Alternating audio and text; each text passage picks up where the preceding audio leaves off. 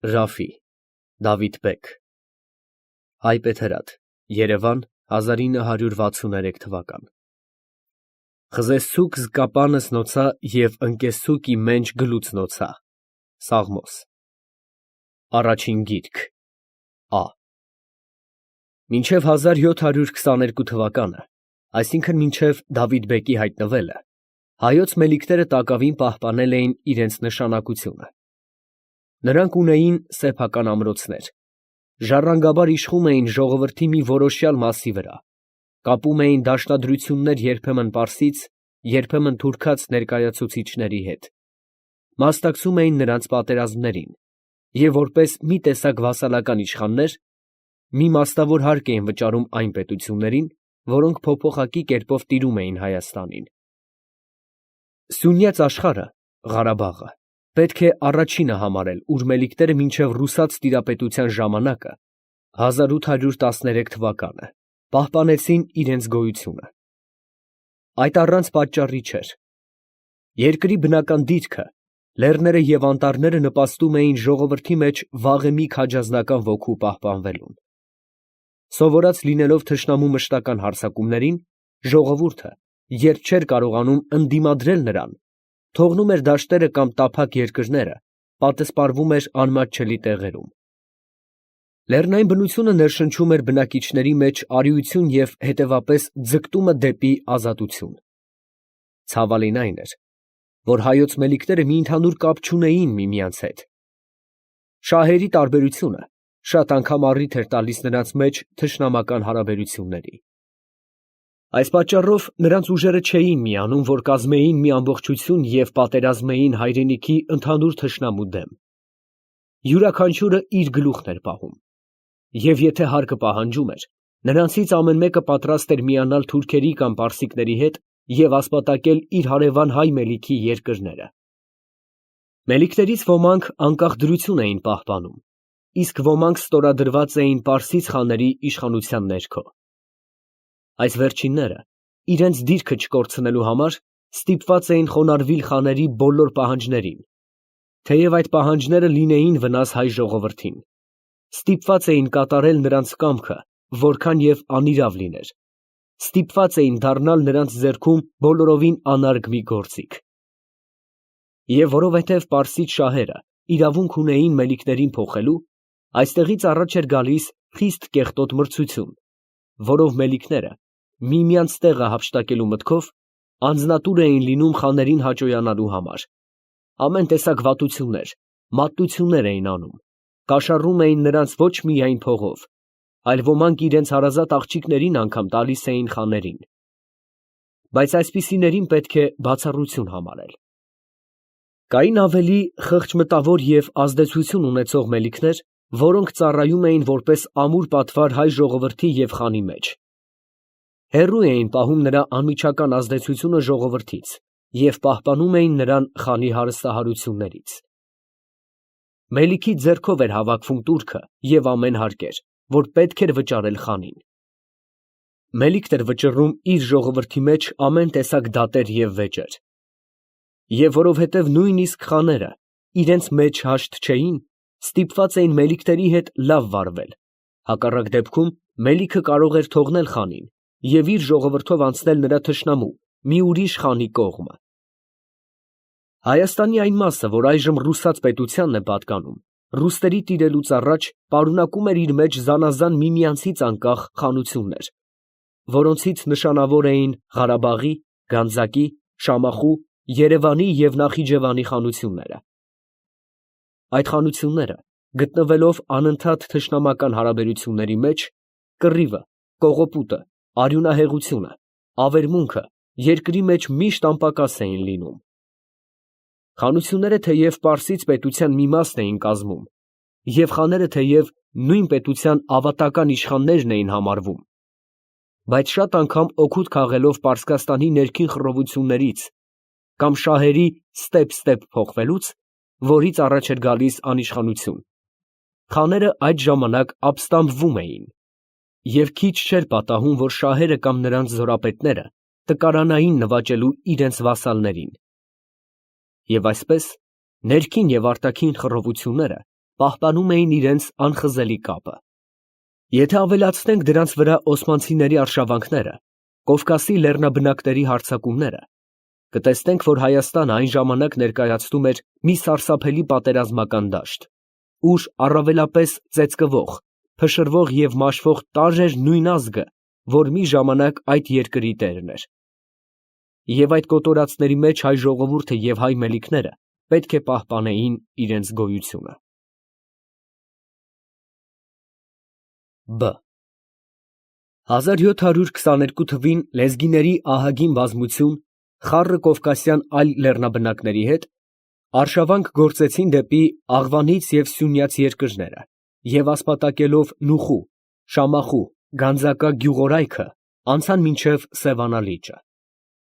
Շամախու հայ իշխան Մուսա Բեգյանը կամեցավ արգելել վայրենիների հարձակումը, բայց չկարողանալով դեմ դնել նրանց ահագին բազմությանը, ընկավ կռվի դաշտում։ Վայրենիները հափշտակեցին բազմաթիվ գերիներ հայոց աղջիկներից, պատանիներից, մանկահասակ կնիկներից, որպես վաճառք օտար երկրներում ծախելու համար, իսկ ծերունիների մեծ մասը կոտորեցին։ Տեղային մահմեդականները, օգուտ քաղելով այդ խռովություններից, իրենք էլ մի կողմից սկսեցին կողոպտել հայերին։ Երկիրը սարսափի մեջ ընկավ։ Ազատվեցան նրանք միայն, որ թողեցին իրենց տունը, տեղը, կայքը և պատսպարվեցան լեռների, անտառների անմատչելի խորշերում։ Այդ ժամանակ իր խումբերով վրա հասավ գուգարացոց Մեծ Սղնախի Հովհաննես իշխանը, հավաքեց ցրված հայերին, նրանց սիրտ ու խրախույս տվեց և բավական ուժ կազմելով հարձակվեցավ լեզգիների վրա։ Թեև նրան հաջողվեցավ մաքրել երկիրը այդ ավազակներից, հետ խլել ավարի մի մասը և կրկին ժողովուրդը բնակեցնել իր տեղում, այսուամենայնիվ լեզգիները թողեցին Աղվանից և Սյունյաց աշխարհներում բարբարոսության սարսափելի հետքեր։ Անցավ տագնապը, անցավ կոտորածը, ժողովուրդը մոռացավ բոլորը, կրկին սկսվեցավ սովորական վշտալի կյանքը։ Բայց մի երիտասարդ չէր կարող մոռանալ այդ բոլոր գազանային անգթությունները։ Նա տեսնում էր այն գեղեցիկ երկիրը, ուր ահռելի ամրոցների փլատակները, ուր հոյակապ վանքերի բեկորները, ուր պալատների փշրանքները, ուր ամեն մի լեռ, ամեն մի գետ հիշեցնում էր նրան հայ մարդու վաղեմի փառքը։ Իսկ այժմ ի՞նչ էր մնացել։ Մի ստրուկ ժողովուրդ, որը կարծես հավիտենական անեծքով դատապարտված, մի լավ օր տեսնելու բախտ չուներ։ Նրա վաստակը ձեռքից խլում էին, նրան ամեն կերպ տանջում էին։ Նա մինչև անգամ իր կնոջ, իր զավակների տերը չէր։ Նա տեսնում էր հայ իշխաններին, որոնց պարսիկները մելիքներ էին կոչում, որոնց վրա էր դրված ժողովրդի հոգաբարձությունը, որոնք պետք է սրբեին նրա արտասուքը և դարման տանեին խեղճ գյուղացու դառը ցավերին։ Բայց միմյանց հետ անհաշտ, անվերջ թշնամություններով այդ իշխանները ավելի իրենք էին ծանրացնում ժողովրդի ստրկության լուծը։ Մատնությունը, միմյանց դավաճանելը, միմյանց վնասելը նրանց ամենօրյա գործն էր, իսկ մեջտեղում ոչնչանում էր ողորմելի ժողովուրդը։ Եվ եթե կային նրանց մեջ այնպիսիները, որոնք ճշմարիտ սիրում էին ժողովուրդը, սիրում էին հայրենիքը և ցանկանում էին նրա թշվառ դրությանը մի ճար անել, բայց ընդհանուր անկարգության, ընդհանուր ապականության մեջ նրանց եռանդը թուլանում էր, նրանց իղձը իրենց սրտում խեղդվում էր։ Երիտասարդը իր չորս կողմը տեսնում էր թե հոգեկան և թե բարոյական խորին դատարկություն։ Նա աչք էր դարձնում դեպի Էջմիածինը, դեպի ընդհանուր հայոց մայր աթոռը։ Այնտեղ ևս միևնույն անկարգություններն էր նկատում։ Միաբանների մեջ երկպառակություն, կաշառք, մատնություն, դավադրություն և ամեն ինչ, որ սուրբ չէ, որ անարգ է, որ զզվելի է։ Էջմիածինը այդ ժամանակ գտնվում էր օսմանցիների իշխանության ներքո։ Համադանցի աստվածատուր կաթողիկոսը, խույս տալով Էջմիածնի խռովություններից, ծածուկ թափառում էր Արարատա գյուղերում։ Էջմիածնի աթոռը մնացած էր թափուր, որ պատճառ էր տալիս ավելի սաստիկ խռովությունների։ Պոլսի հայոց պատրիարքարանը այդ ժամանակ զբաղված էր ֆրանկների (հայ կաթոլիկների) խնդրով։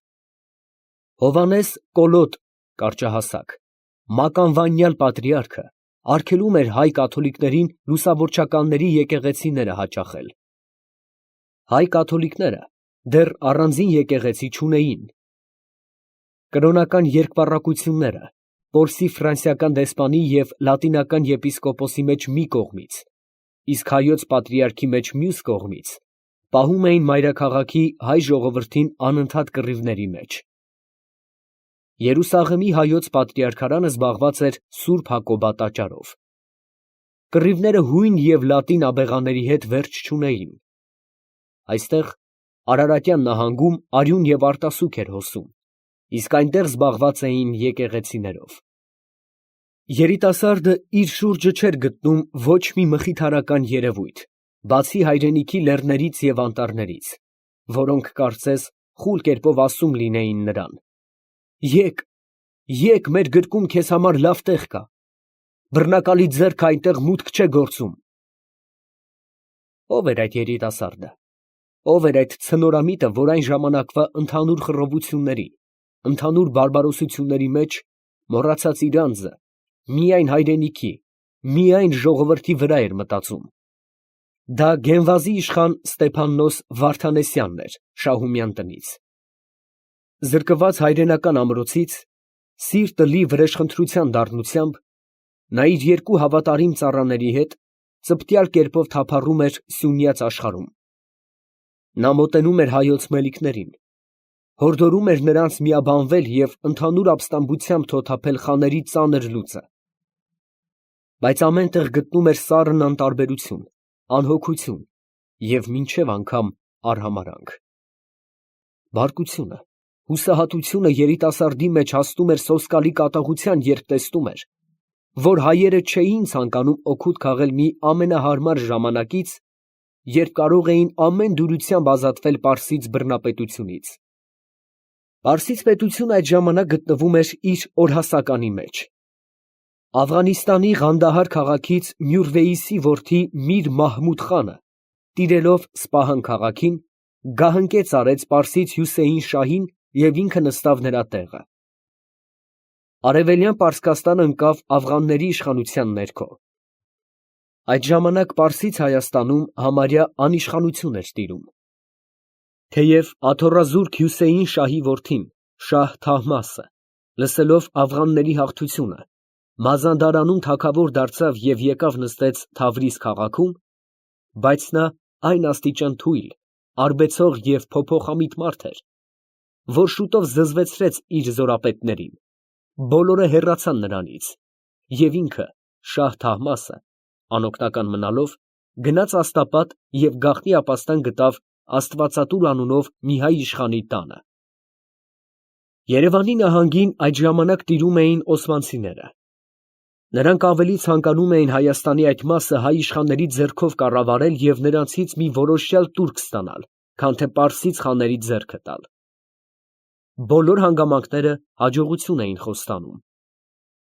Պարսից և թուրքաց արքունիքները սարսափելի խռովության մեջ էին։ Շահերի և սուլթանների գահերը, խաղագնդակների նման, անդադար մի ձեռքից մյուս ձեռք էին անցնում։ Պարսկաստանի և Թուրքիայի մեջ ամեն օր ծագում էին նոր ապստամբություններ, ամեն օր կազմվում էին նոր, անկախ իշխանություններ։ Միայն հայերը անշարժ էին, միայն հայերը իրենց ազատության վրա չէին մտածում։ Այդ սաստիկ խոցում էր Շահումյան իշխանների վերջին ժառանգի Ստեփաննոսի սիրտը։ Ինչ պետք էր արած։ Բոլոր ժողովուրդներից ավելի տանջված, ավելի հարստահարված, ավելի թշվառազգը հայ է, ոչինչ չէր զգում։ Կարծես հանգիստ, ապահով և վայելուչ կյանքի փափագը մեռած լիներ նրա մեջ։ Երիտասարդ իշխանը այդ կարծիքի հետ բոլորովին համաձայն չէր։ Ժողովուրդը հոգեպես և բարոյապես բոլորովին մեռած չէր։ Նրա սրտում դեռ մնացել էին հարուստ, կենդանի տարրեր։ Միայն պետք էր ջերմացնել նրանց, պետք էր բորբոքել, ուժ տալ։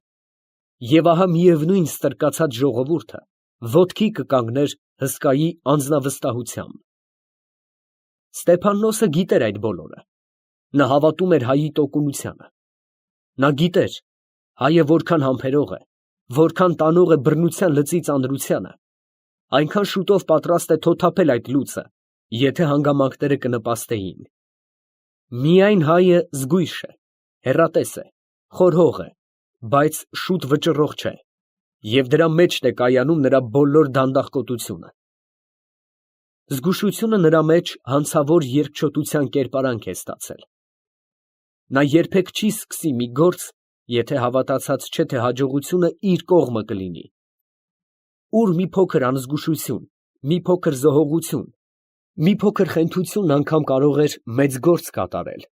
այնտեղ հայը խնայող է և խելացի։ Նա միշտ իրեն հեռու է պահում անմիտ բախտախնդրության ցնորքներից, և այդ Ստեփանոսի կարծիքով վատ էր։ Նրա թեորիան շատ պարզ էր. կամ մեռնել, կամ լավ ապրել։ Ճնշված, հարստահարված, անապահով կյանքը նրան տանելի չէր։ Ստեփանոսը մի ուրիշ բան ևս գիտեր։ Նա գիտեր, որ հայ ժողովուրդը կատարյալ ոչխարային բնավորություն ունի։ Մեկը պետք է առջևից գնա, որ մյուսները հետևեն նրան։ Բայց ով կարող էր լինել այդ մեկը։ Ով կարող էր առաջնորդել ամբոխին։ Նա դիմեց բոլոր հայ իշխաններին, բոլոր հայ մելիքներին և ամենից սառը ընդունելություն գտավ։ Նա չէր ճանաչում ժողովրդի այդ գլխավորներից և ոչ մեկին, որ համակրեր իր մտքերին։ Իսկ ինքը ինչ կարող էր անել։ Ժողովուրդը հեղինակություն էր պահանջում։ Ժողովրդի վրա ազդելու, նրան շարժելու համար պետք էր փոքր-ի-շատե նշանավոր մարդ լինել։ Թեև ինքն էլ նշանավոր մարդերի կարգից դուրս չէր, բայց ինչ կարող էր անել մի փառազուրկ իշխան, որի հայրենական ժառանգությունից մնացել էին մի ձի և մի ձեռք զենքեր միայն։ Գենվազի ամբողջ գավառը, որ նրա հորերին էր պատկանում, այժմ դարձել էր մի խանի սեփականություն։ Իսկ ինքը անտուն, անտեղ, անօթևան թափառում էր երկրից երկիր, որպես մի արկածախնդիր ասպետ, որին իջևան էին տալիս միայն այն պատճառով, որ նրանից վախենում էին։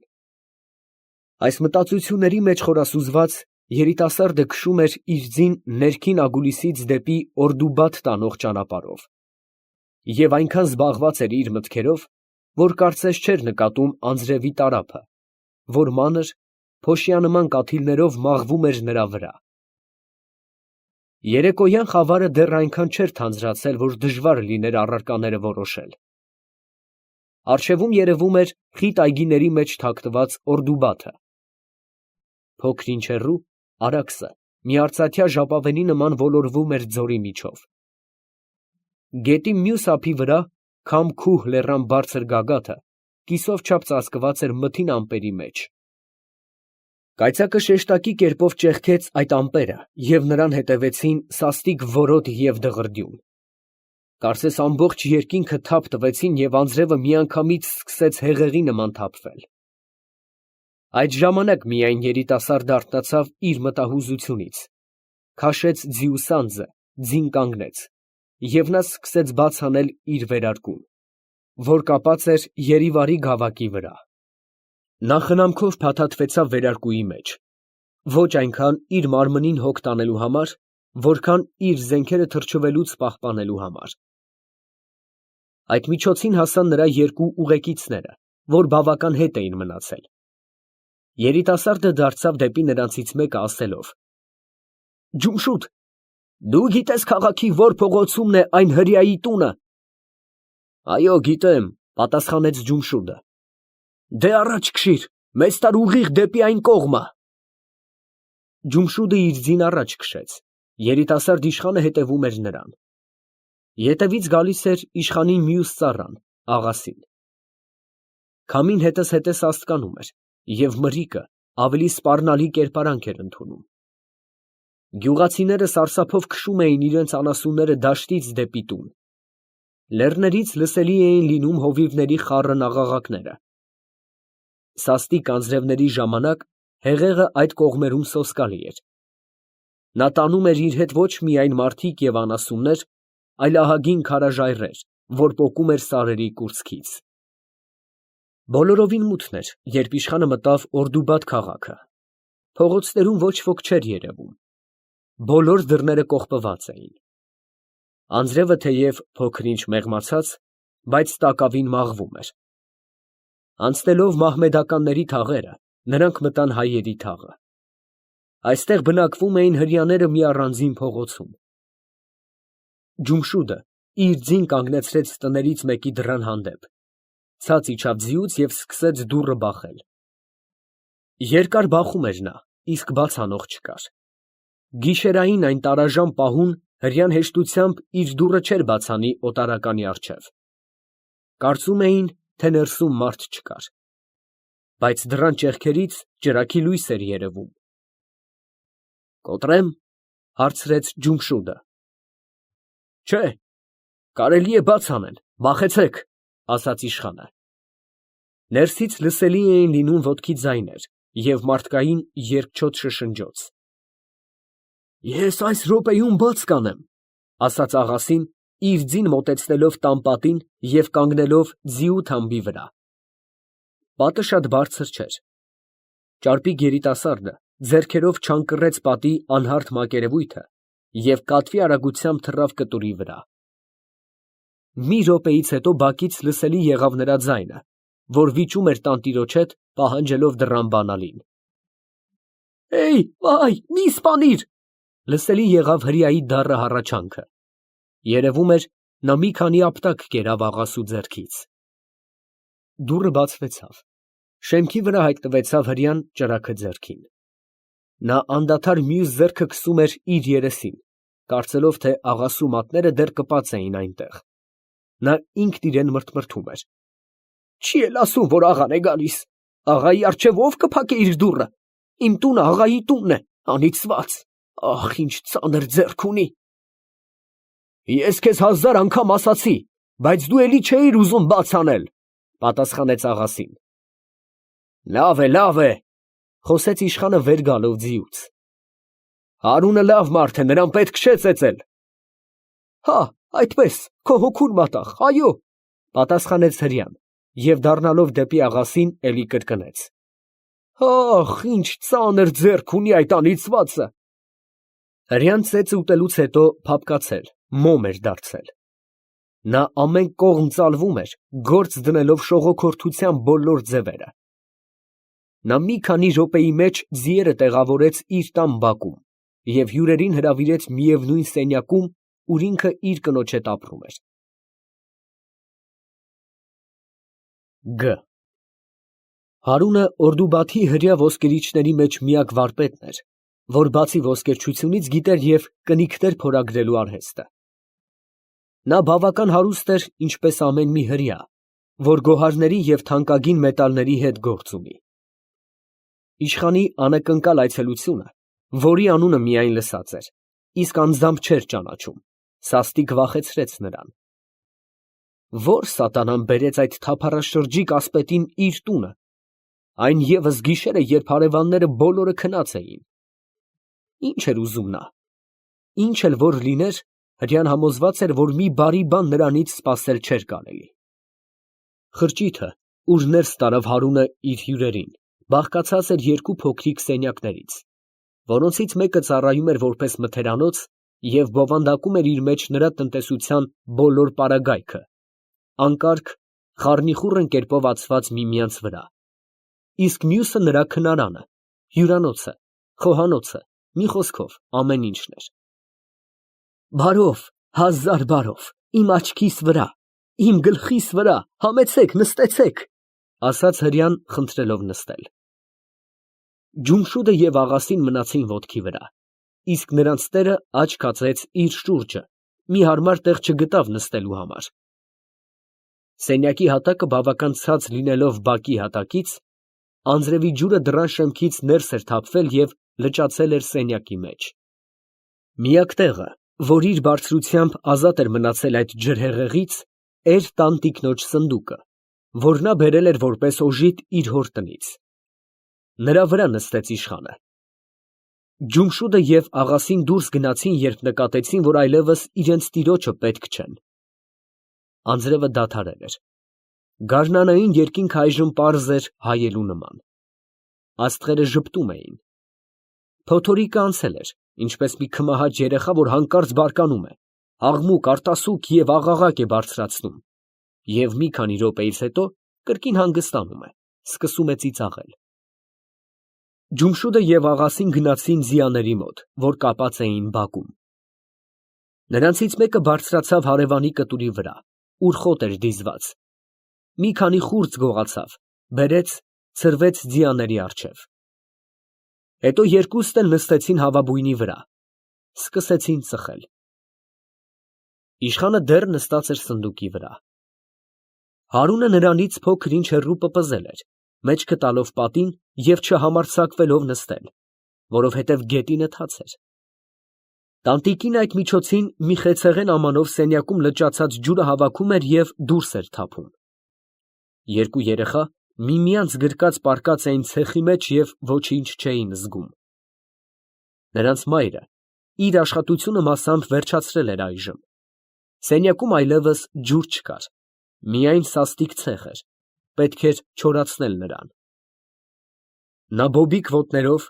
մերկ սրունքներով, ներքին հագուստը մինչև ծնկները վեր քաշած,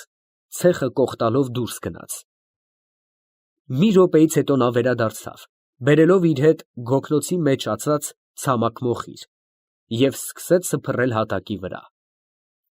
Այդ գործողությունը մի քանի անգամ կատարելով, հատակի վրա գոյացավ մոխրի բավական թանձր խավ, որ ծծեց իր մեջ գետնի խոնավությունը։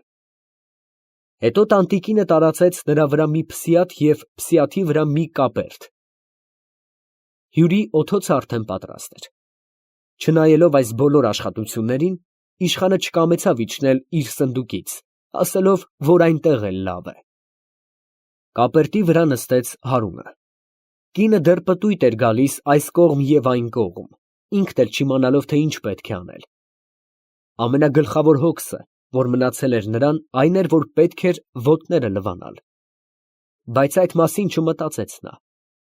Միայն հագուստի ներքի փեշերը ցած թողեց, մերկ սրունքները ծածկվեցան, և այնպես ցեխոտ ոտներով մոտեցավ, նստեց իր երեխաների մոտ, որոնցից մեկը, պառկած տեղից գլուխը վեր բարձրացնելով, սկսեց լալ։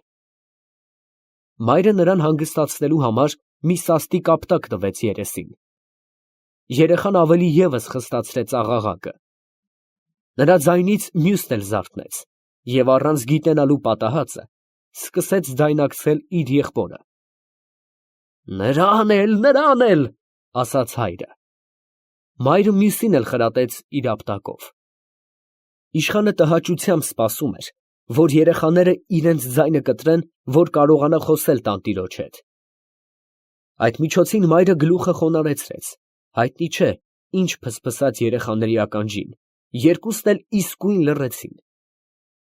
Նրանք իրենց երկչոտ աչքերը լայն բացելով, նայեցին օտարական հյուրի երեսին և սատանայի նման մտան վերմակի տակը, կրկին պառկեցին։ Հարուն, ես քեզ մոտ գործով եմ եկել։ Տապանակ ուխտին թող ինձ կուրացնե, եթե սուտ եմ ասում, մի սև փող էլ չունեմ, պատասխանեց հրեան, կարծելով, թե եկել է փող խնդրելու։ Ես եմ բերել փող քեզ տալու համար, իշխանը կտրեց նրա խոսքը։ Հարունի կնճռած դեմքը պարզվեցավ։ Նրա աչքերում փայլեց մի տեսակ լույս, որ կարելի է տեսնել քաղցած գայլի աչքերում միայն։ Ինձ պետք են մի քանի կնիկներ, Հարուն, և դրա համար ես քեզ առատ կվարձատրեմ։ Հարունը ձեր ծառան է, աղա։ Հարունը մի՞թե փող կառնե աղայից կնիկներ շինելու համար, պատասխանեց հրեան կեղծ բարեմտությամբ։ Կնիկներ օտար մարդկանց անունով հասկանում ես։ Հասկանում եմ, կրկնեց հրեան խորհրդավոր ձայնով։ Բայց թող չնեղանա աղան, Հարունը իր մատները կկտրի և այդպիսի բան չի շինի։ Յուրաքանչյուր կնիքի համար կստանաս 5 ոսկի։ Հրեան բացասական կերպով գլուխը շարժեց։ 10 ոսկի, ավելացրեց իշխանը։ Նա դարձյալ գլուխը շարժեց։ 15 ոսկի։ Անկարելի է, աղա, փողի համար չէ իմ խոսքը, ինչքան էլ կուզեք ավելացրեք։ Եթե կարելի լիներ, ես ձեզանից ոչինչ չէի առնի և ինչպես ասացի, առանց փողի կշինեի։ Այն էլ բավական էր, որ աղան քաղցր աչքով կնայեր ինձ վրա։ Հետո նա սկսեց երկար ու բարակ պատմել, թե ինքը ուխտ է դրել երբեք կեղծ կնիկներ չշինել, թե մի անգամ սատանան մոլորեցրեց նրան և մի այսպիսի մեղք գործեց։ Այն օրից իր գործերը չեն հաջողվում, երևի Աստված բարկացավ նրա վրա, և նրա խարդախությունը հայտնվեցավ։ Դատավորը քիչ էր մնում, որ նրա ձեռքը պիտի կտրել տար։ Ստիպվեցավ ահագին կաշառք տալ և ձեռքի փոխարեն կտրեցին մորուքը։ Այդ էլ մի հրեայի համար շատ մեղք բան է։ Մովսեսը հրամայել է մորուքը չխուզել, և դրա համար հրեաները առանձին հարկ են վճարում պարսիցխաներին, որ թույլ տան նրանց մորուք կրելու, թե ինքը առաջ շատ երկայն մորուք ուներ, բայց այն օրից, որ խուզեցին, կարճացավ։ Ես հիմա կերկարացնեմ քո մորուքը, ֊ ասաց իշխանը փոքր-ինչ խռովյալ ձայնով։ Ինչպե՞ս։ Ահա այսպես։ Իշխանը բռնեց նրա մորուքից, որ շատ էլ կարճ չէր, սկսեց սաստիկ թափ տալ։ Հրեայի գլուխը զարկվեցավ պատին, նա գոչեց. Վայ, կշինեմ, թող տուր։ Կինը այս տեսնելով ճիչ բարձրացրեց և վազեց ազատելու իր այրիկը։ Իշխանը թողեց մորուքը։ Հրեան, որի գլուխը պատին զարկվելով ուշաթափ էր եղած, կրկին զգաստացավ և դեռ աչքերը չբացած ասաց. Կշինեմ, բայց 20 ոսկուց պակաս չեմ առնի։ Անպիտան, դու խո առաջ փող չէիր պահանջում, ֊ ասաց իշխանը ծիծաղելով։ Ապա մորուքս, որ այսքան քաշեցիք, դա ոչինչ չարժի, ֊ պատասխանեց հրեան։ Իշխանը զարմացավ անամոթության վրա։ Ախր ձեր ծառան էլ ապտակ տվեց, ֊ ավելացրեց նա։ Ախ, որքան ծանր է անիծվածի ձեռքը։ Հարունը այնպես էր խոսում այդ բոլորի վրա, կարծես նա շատ կվիրավորվեր, եթե նրան չծեծեին։ Ոսկիները նրան մոռանալ էին տվել մարմնի ցավերը։ Նա խնդրեց իշխանից ցույց տալ, թե ինչ անուններով և ինչ տեսակ կնիկներ է կամենում։ Իշխանը հանեց իր ծոցից թղթերի մի մեծ կապոց, որոնց վրա դրոշմված էին 40-ի չափ կնիկներ զանազան ձևերով և զանազան տառերով։ Նրանց մեջ կային եպիսկոպոսների, քահանաների, իշխանների, մելիքների և տանուտերերի կնիկներ, հայերեն կամ պարսկերեն տառերով։ Դրանցից մի քանիսը իմ ձեռագործն է, ֊ ասաց վարպետը ակնոցները քնթի ծայրի վրա դնելով և ուշով քննելով կնիկները։ Բայց սատանայի աշխատություն պետք է այս բոլորին ճշտությամբ նմանեցնելու համար։ Միևնույն ժամանակ նա իր մտքում հաշվեց այն խոշոր գումարը, որ պիտի ստանար 40 կնիկ փորագրելու համար, և սրտի հրճվանքը թաքցնելով հարցրեց.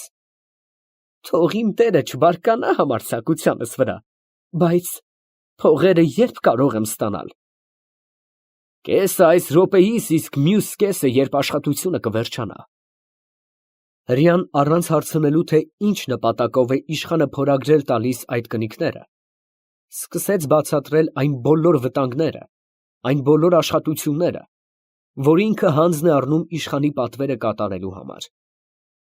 Նա ասաց, թե ինքը ստիպված կլինի մի ամբողջ ամիս իր խանութը կողպել և տանը աշխատել,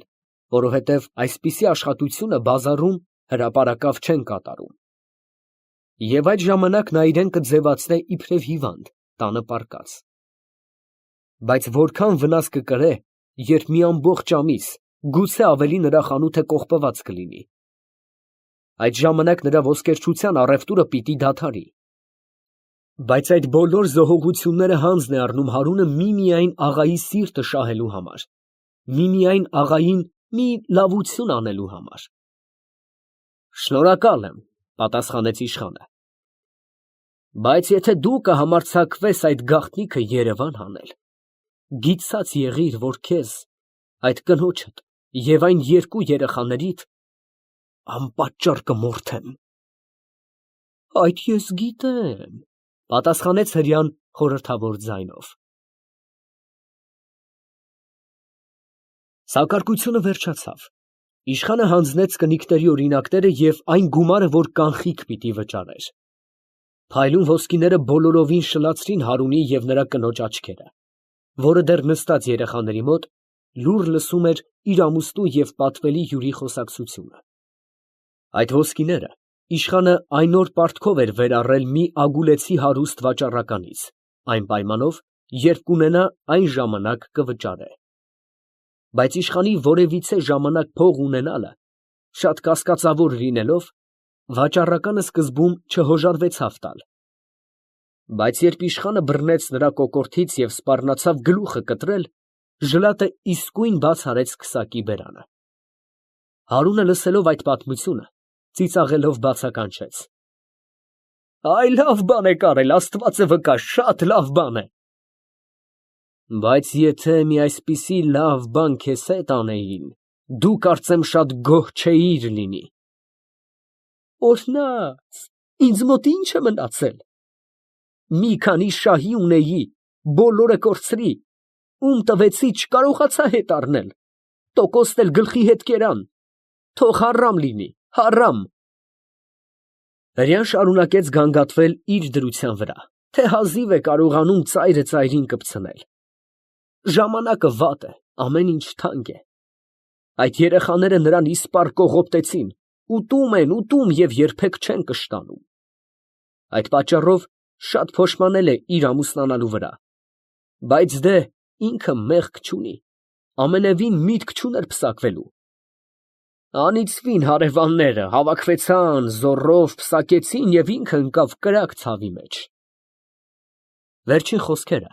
սաստիկ վիրավորեցին կնոջ սիրտը, և նա մոռանալով իր արևելյան ամոթխածությունը, թե անվայել էր օտարների հետ կամ օտարների մոտ խոսել, շառագունած դեմքով դարձավ դեպի իշխանը և կատաղությամբ ասաց. «Ի՞նչ, սուտ է խոսում, շան նման սուտ է խոսում, ես գիտեմ, թե որտեղ են նրա փողերը»։ Հետո նա սկսեց լաց լինել և արտասուք աչքերում պատմել, թե ամբողջ օրերով մնում է տանը քաղցած, երբ ամուսինը խանութից վերադառնում է, հարցնում է, թե ինչու հաց չբերեցիր, նա միշտ պատասխանում է. մոռացա։ Եվ երբ ինքը շատ է խոսում, նա սկսում է ծեծել. Սուս կաց, Էսթեր, քեզ ասում եմ, սուս կաց, անդադար կրկնում էր բարկացած ամուսինը։ Չէ, սուս չեմ մնա, դու իմ այս տեղը հասցրիր։ Եվ նա մատը դրեց իր կոկորդի վրա։ Սուտ է խոսում, աղա, ես նրան երբեք չեմ ծեծել, թող Աստված իմ ձեռքը չորացնե, եթե մի անգամ գոնե նրան ծեծած լինեմ։ Չես ծեծել, հենց այսօր ծեծեցիր, հիմա ցույց կտամ, ասաց կինը սպառնալից դեմքով, և բոլորովին մոռանալով իրեն, մոտեցավ իշխանին։ Նա գլուխը թեքեց, ցույց տվեց իր գեղեցիկ երեսը, որի վրա երևում էին մի քանի կապույտ նշաններ։ Հետո նա շտապով բաց արեց շապիկի օձիքը, մերկացրեց իր թիկունքը, այնտեղ ևս կային մի քանի կապույտ նշաններ։ Իշխանը բոլորովին հիացավ տեսնելով այդ հարուստ, սքանչելի մարմինը կեղտոտ ցնցոտիների մեջ։ Բայց Հարունի բարկությանը չափ չկար։ Նրա շիլ բիբերը բոլորովին թաքնվեցան աչքերի կոպերի տակ։ Նա իր մտքում ասում էր. հիմա խո կգնա այդ մարդը, ես այն ժամանակ քո կապուտակների թիվը կրկին կավելացնեմ։ Էսթերը կարծես գուշակեց նրա միտքը և կնիկների սովորական թուլությամբ, տեսնելով իր առջև մի գերազանց ուժ, աշխատեց նրա մեջ պաշտպանություն գտնել ամուսնու բռնության դեմ։ Դու դրա վիզը կկտրես, երբ մյուս անգամ կծեծե ինձ, այնպես չէ՞, հարցրեց նա իր գեղեցիկ, ամբախտությամբ լի աչքերը դարձնելով դեպի իշխանը։ Իշխանին խիստ անախորժ էր դատավոր լինել մի այսպիսի ընտանեկան կռվի, բայց մանկահասակ կնոջ վրդովմունքը, նրա թշվառությունը և ծերունի ամուսնու անգթությունը այն աստիճան ազդեցին նրա վրա, որ պատասխանեց. Այո, կկտրեմ։ Ծերունի հրեան սարսափեց։ Էսթեր, ի սեր Աստծո, գոչեց նա ողբալից ձայնով։ Ես աղբ կուտեմ, գլուխս քարին կտամ, ես քեզ էլ չեմ ծեծի, ինչ որ կուզես կառնեմ, միշտ յուղ, մեղր, փլավ կուտացնեմ։ Էսթեր այս խոսքերից ուրախացավ և մի գրավիչ ժպիտով որի մեջ արտահայտվում էր և ակնածություն, և շնորհակալություն, մոտեցավ իշխանին և բռնելով նրա աջը, սեղմեց իր վարդագույն շրթունքի վրա։ Կնոջ վարմունքը ամենևին օտարոտի չթվեցավ նրա ամուսնին, որովհետև այս կողմերում սովորություն էր կնիկներին ի նշան հարգանքի համբուրել տղամարդերի ձեռքը։ Հարունը ճշմարիտ էր ասում, որ ինքը ակամա ամուսնացավ։ Փողի սերը բոլորովին կուլ էր տվել նրա սիրտը։ Կնոջ համար ոչինչ չէր մնացել։ 65 տարեկան հասակում նա ամուսնացավ 16 տարեկան Էսթերի հետ։ Կինն այժմ 21 տարեկան էր, իսկ ինքը բոլորովին ծերացած։ Խանդոց ծերունին պահում էր Էսթերին իր այրի քրոջ պահպանության ներքո, որը սատանայի նման հսկում էր նրա վրա։ Այս գիշեր մի դիպվածով նա տանը չէր, գնացել էր իր աղջկա մոտ։ Եթե տանը լիներ, Էսթերը նրա մասին էլ շատ գանգատներ կաներ իշխանին։ Այդ պառավը նրա հոգին առնում էր, չէր թողնում ջահիլ տղերքի հետ խոսի, չէր թողնում մենակ տնից դուրս գնա։ Էսթերը շատ անբախտ էր։ Էսթերը մի լավ օր չէր տեսնում։ Հուդիթների այդ գեղեցիկ, մանկահասակ քույրիկը այրվում, տանջվում, խորովվում էր երկու պառավների ճանկերի մեջ։ Եվ նրա սրտի բոլոր տանջանքները կարելի էր նկատել նրա վշտացած, գունաթափ դեմքի վրա։ Գիշերից բավական անցել էր։ Այժմ Հարունին անհանգստացնում էր ոչ թե կնոջ անզգամությունը, այլ գլխավորապես այն միտքը, թե ինչ պետք էր անել անտանելի հյուրի հետ։ Պահել նրան իր տանը չէր կարող։ Իսկ այն ուշ գիշերային պահուն դռները բաց անել նրա առջև, այդ ոչ միայն անկարելի էր, այլ իր երկրի հյուրասիրական սովորություններին բոլորովին հակառակ։ Բայց ինչով հյուրասիրել նրան։ Չնայելով, որ այն օր ուրբաթ էր, չնայելով, որ ուրբաթ օրը ամեն մի հրեայի տնում նախապես պատրաստվում են շաբաթվա բոլոր կերակուրները, իսկ իր տնում ոչինչ պատրաստություն չկար։ Ուրեմն պահելով հյուրին իր տանը, նա պիտի արդարացներ Էսթերի գանգատը, թե հրեաների մեջ ամենահարուստ ամուսինը իր կնոջը քաղցած էր պահում։ Այս պատճառով Հարունը շատ ուրախ եղավ, երբ իշխանը հրամայեց նրան հայտնել ծառաներին, որ ձիաները պատրաստեն։ Մի՞թե իմ տունը արժան չէ ձեզ մի գիշեր անցկացնելու համար, ֊ ասաց նա կեղծ քաղաքավարությամբ։ Այժմ ո՞ւր կարող եք գնալ, շատ ուշ է։ Մնալ չեմ կարող, ֊ պատասխանեց իշխանը։ Մնացեք, խնդրում եմ, ֊ աղաչում էր Էսթերը այնպիսի մի ձայնով, որ կարող էր ազդել ամեն մի երիտասարդ սրտի վրա։ Հարունը թեքվեցավ և այնպես պարզ փսփսաց կնոջ ականջին, որ բոլորը լսեց իշխանը։ Դու չես հասկանում հիմար, որ հրեայի տունը, հրեայի հացը պիղծ է քրիստոնյայի համար։ Ես նրա համար մաքուր անկողին կպատրաստեմ, ֊ ասաց կինը լսելի ձայնով, ուշադրություն չդարձնելով, որ այրը նրա հետ ծածուկ է խոսում։ Շնորհակալ եմ, Էսթեր, ֊ ասաց իշխանը դառնալով դեպի կինը։ Ցավում եմ, որ չպիտի կարողանամ մնալ։ Մի անհրաժեշտ գործ ստիպում է ինձ հեռանալ այստեղից։ Բայց խոսք եմ տալիս, երբ մյուս անգամ կգամ կնիկներս ստանալու, գիշերը հյուր կմնամ ձեզ մոտ։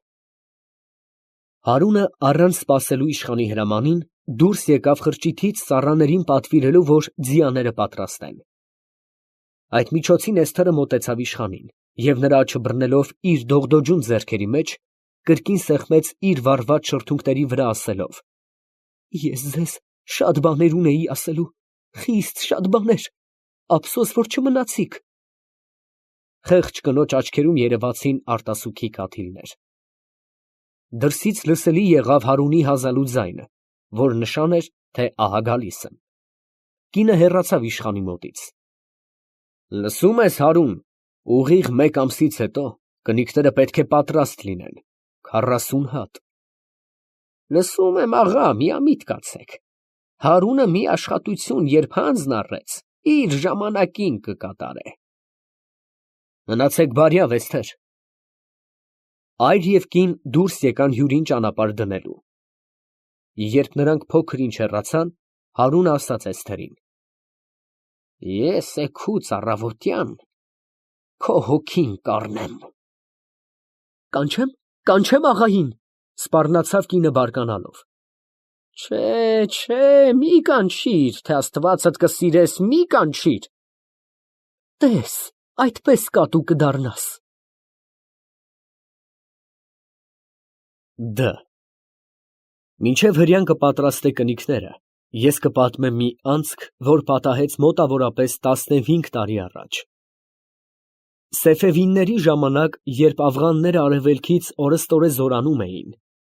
երբ Պարսից հարավային երկրների մի մասը անցավ օսմանցիների ձեռքը, այդ ժամանակ Պարսկաստանի արևմտյան մասում, մանավանդ Ատրպատականում, շահերի իշխանությունը բոլորովին թուլացավ։ Խաներից շատերը ապստամբվեցան և կազմեցին զանազան մանր, անկախ իշխանություններ։ Այդ խաներից մեկն էր Փայտակարանի, այժմ Ղարադաղի, Բարգյուշատ գավառի Ֆաթալի խանը։ Նա մի ազնվական էր աննշան տոհմից, որ իր ամբողջ կյանքում պարապել էր ավազակությամբ և ասպատակություններով։ Նվաճելով Բարգյուշադի բոլոր թուրք բեկերին, Ֆաթալի խանը ոչ միայն այդ գավառի բռնապետը դարձավ, այլ մտածում էր տիրել ամբողջ Ղափանին։ Եվ այն գազանը, որ առաջ իր փոքրիկ խումբով մեծ ճանապարհների վրա միայն քարավաններ էր կողոպտում, այժմ սկսեց ահագին խումբեր կազմել և ամայի դարձնել հարևան երկրները։ Ամառնային ամիսներից մեկն էր։ Ֆաթալի խանը, թողնելով Ղափանի ջերմ տափարակները, իր Չալաբյան կոչված խաշնարած ցեղի հետ անցել էր Փայտակարանի հովասուն անտառապատ լեռների վրա ամառ անցկացնելու համար։ Գիշեր էր։ Հովիվների բոլոր վրանները պատած էին թանձր խավարով։ Միայն խանի կանանոցը կազմող չադրների մեջ վառվում էին մի քանի գունավոր լապտերներ։ Այդ չադրներից զգույշ և հուշիկ քայլերով դուրս եկան երկու հոգի, որ փաթաթված էին լայն վերարկուների մեջ։ Մեկը գնում էր առաջ, իսկ մյուսը հետևում էր նրան։ Մի փոքր հեռանալով կանանոցից, նրանք անհետացան գիշերային մթության մեջ։ «Ձեռքդ տուր ինձ, տիկին», ֊ ասաց նրանցից մեկը, որը երևում էր տղամարդ էր։ «Այդ ճանապարհը անծանոթ է քեզ, դու անդադար սայթաքվում ես»։ «Շնորհակալ եմ, Ահմեդ, այսպես էլ կարող եմ գնալ», ֊ պատասխանեց մի վշտալի կանացի ձայն։ «Դու միայն առաջ գնա և ճանապարհը ցույց տուր ինձ»։ Նեղ շավիղը, որի վրայով անցնում էին նրանք, տեղ֊տեղ կորչում էր թուփերի և մացառների մեջ։ Ծակոտող փուշերը պատառոտում էին նրանց հագուստը և երբեմն ծվատում էին նրանց մարմինը, բայց նրանք կարծես ոչինչ չէին զգում և շարունակում էին իրենց ճանապարհը։ Անցնելով մի քանի կիրճեր, մի քանի դժվարին դարուփոսեր, նրանք հասան մի տեղ, ուր լեռան քարաժայռերը գոգավորված էին, կազմելով այրի նման մի ահագին խոռոչ։ Նրա մուտքի առջև պառկած խռմփում էին մի քանի պահապաններ։ Տիկինը կանգնեց փոքր ինչ հեռու, իսկ նրա ուղեկից տղամարդը մոտենալով զարթեցրեց պահապաններից մեկին։ «Բաց արա դուռը», ֊ ասաց նրան հազիվ լսելի ձայնով։ Այդ դուռ կոչվածը մի ահագին սալ էր, որով փակած էր այրի նեղ մուտքը։ Ուժեղ պահապանը, թիկն տալով, մի կողմ գլորեց ծանր սալը և մուտքը բացվեցավ։ Այդ միջոցին տիկինը, ավելի զգույշ կերպով փաթաթվելով իր այրացի վերարկուի մեջ, մոտեցավ այրին և ներս մտավ։ Նրա հետ եկող տղամարդը, որ կանանոցի ներքինապետն էր, պատվիրեց պահապանին հսկել մուտքի մոտ և ոչ ոքի ներս չթողնել։ Պահապանը, որի ամեն ձևերից երևում էր ակնածություն և խոնարհություն դեպի այդ մարդը, խոստացավ, թե կկատարե նրա հրամանը։ Այրի մեջ տիրում էր մթին խավար։ Կարծես նրանք իջնում էին մի ստորերկրյա տարտարոսի մեջ։ Մի քանի քայլ առաջ գնալուց հետո տղամարդը կանգնեց և չախմախը զարկելով կայծքարին, վառեց աբեթը, որով կպցրեց ծծումբի մեջ թաթախած լուցկին, և նրանով վառեց ձեռքի փոքրիկ լապտերը, որ իր հետ բերած ուներ։ Մռայլ լույսը տարածվեցավ այրի մթին կամարների մեջ։ Այդ ստորերկրյա զնդանը ոչխարների աղլ էր, ուր պատսպարվում էին հովիվների հոտերը աշնան և ձմեռվա փոթորիկների ժամանակ, իսկ ամառը մնում էր դատարկ։ Այդ ժամանակ ոչխարները այսպիսի մթին, խեղդված խորշերի կարոտություն չունեին, լեռների արձակ, բացօթյա կյանքը ավելի լավ էր նրանց համար։ Անասունների այդ խավար պատսպարանը այժմ ծառայում էր որպես մարդիկների զնդան։ Խանը այնտեղ էր բանտարկում իր կալանավորներին։ Նա կատարելապես լաբիրինթոսի ձև ուներ, մի ահագին գետնափոր խոռոչ, ոլոր-մոլոր պտույտներով, տարածված ժայռերի սրտի մեջ։ Անասունների բորբոսած ապականությունը, ամբարվելով այնտեղ, ավելի անտանելի էր դարձնում առանց օդի և լույսի այրը, ուր տիրում էր մշտական խոնավություն, խեղդող ժահահոտության հետ։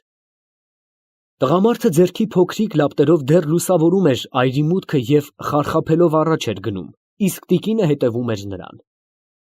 Նրանք հասան մի տեղ, ուր այրի նեղ անցքը լայնանում էր, կազմելով մի ընդարձակ քարանձավ։ Այստեղ ներկայացավ նրանց առջև մի սարսափելի տեսարան։ Մոտ 200 բանտարկյալներ առանձին ղաթարներով պառկած էին սառը և խոնավ գետնի վրա։ Յուրաքանչյուր ղաթարը բաղկացած էր 20 հոգուց։ Մի երկայն շղթա,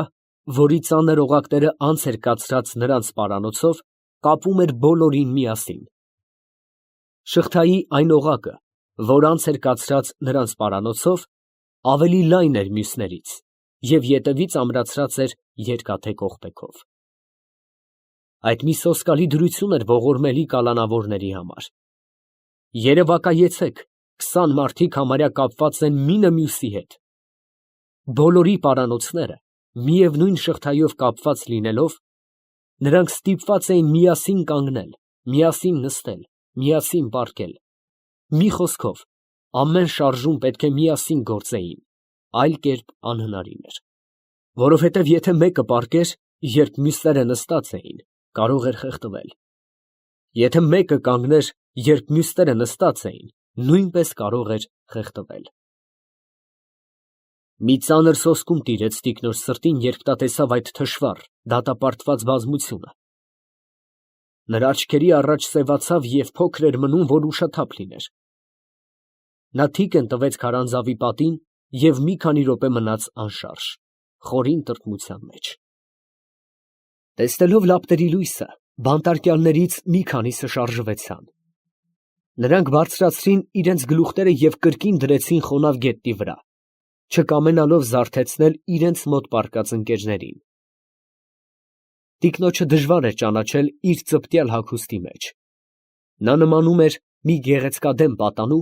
որի նմանները խիստ շատ էին խանի մանկլավիկների թվում։ Երբ նա մի փոքր ուշքի եկավ, նրա ուղեկիցը մոտեցավ ասելով. «Մենք ուշանում ենք»։ Երկուսը միասին մոտեցան շղթայակապների մի խումբի, որ գտնվում էր քարանձավի խորին անկյունում։ Նրանցից մեկը վիրավոր էր։ Տիկինը գթության քրոջ ցավակցությամբ սկսեց բաց անել նրա վերքի փաթոթները։ Դա մի պատանի էր, որ հազիվ 20 տարեկան կլիներ։ Նվաղած, արյունաքամ եղած այդ մանուկը, պատերազմի դաշտում ընկած արայի նման, հանկարծ կյանք ստացավ, երբ իր շամիրամի դյութական մատները դիպան նրա մարմնին։ Վերքը գտնվում էր գլխի վրա։ Թշնամու սուրը խորին սպի էր թողել նրա գագաթի վրա։ Տիկինը սկսեց լվանալ վերքը և սրբել մաքուր կտավով։ Նրա հետ եկող տղամարդը սպեղանի դրեց, իսկ տիկինը դարձյալ փաթաթեց վիրակապներով։ Այդ բոլոր գործողությունը կատարվում էր լուռ և անխոս կերպով։ Բայց ոչ ոք չկարողացավ նկատել այն րոպեում, երբ տիկնոջ հոգատար մատները զբաղված էին վիրավորի փաթոթներով, պատանու գունաթափ շրթունքները տենդային ջերմությամբ սեղմվեցան իր խնամակալի ձեռքի վրա։ Այդ ամենաթանկագին վարձատրությունն էր, որ ստացավ նա իր գիշերային այցելության համար։ Նա պատրաստ էր գրկել, համբուրել այդ գեղեցիկ, շղթայակապ վիրավորին, բայց խեղդելով իր մեջ սիրո բուռն զգացմունքը, տխուր, սպանված սրտով վեր կացավ նա, ասելով հիվանդին. «Քո վերքը հիմա բավական լավացած է, ես ամեն գիշեր կայցելեմ քեզ մոտ, մինչև բոլորովին կարողանաս»։ «Իմ վերքը», ֊ կոչեց հիվանդը դառն հառաչանքով։ Իմ վերքը կմնա անբուժելի, նա այնքան խորն է, որ բժշկի ձեռքը հազիվ թե կարող է շոշափել այնտեղ։ Պատանու խոսքը իր սրտի վերքի մասին էր։ Տիկինը պատասխանեց. Ես այն էլ կբժշկեմ։ Նա վերջին անգամ իր գեղեցիկ, արտասուքով լի աչքերը դարձրեց դեպի պատանին և անցավ մի քանի ուրիշ հիվանդների մոտ։ Բոլորը վիրավորներ էին։ Տիկինը իր ձեռքով փոխում էր նրանց փաթոթները, իսկ նրա հետ եկած տղամարդը սպեղանի էր դնում։